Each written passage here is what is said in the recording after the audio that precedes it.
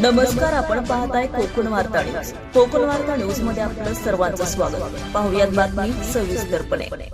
मुंबई गोवा महामार्गावर कोकणाच्या दिशेने जात असलेल्या स्विफ्ट कारने चांडवे गावाच्या हद्दीतील टोलनाक्यावर उभ्या असलेल्या टेलरला पाठीमागून जोरदार धडक दिल्याने भीषण अपघात झाला. या कारमध्ये एका लहान मुलासह 3 प्रवासी प्रवास करत असल्याची प्राथमिक माहिती समोर आली आहे. तिन्ही जणांची प्रकृती चिंताजनक असल्याचं सांगितलं जात आहे. राष्ट्रीय महामार्ग विभागाच्या रुग्णवाहिकेद्वारे त्यांना तातडीने महाड येथील ग्रामीण रुग्णालयात दाखल करण्यात आलं होतं, परंतु जखमींची प्रकृती चिंताजनक असल्याने मुंबई येथे उपचाराकरिता पाठवण्यात आलं आहे.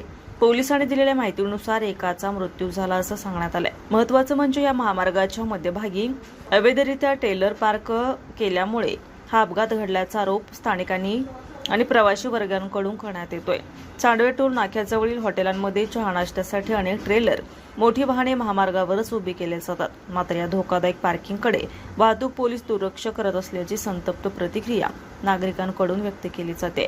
अजून किती अपघात झाल्यानंतर प्रशासन जागे होणार, असा सवाल देखील नागरिकांमधून उपस्थित केला जातोय. ब्युरो रिपोर्ट सचिन पवार, कोकण वार्ता न्यूज, रायगड. ताज्या बातम्या आणि नवनवीन घडामोडी पाहण्यासाठी आजच आमच्या कोकण वार्ता न्यूज चॅनलला लाईक करा, सबस्क्राईब करा आणि बेल आयकॉन प्रेस करा आणि पाहत रहा कोकण वार्ता न्यूज.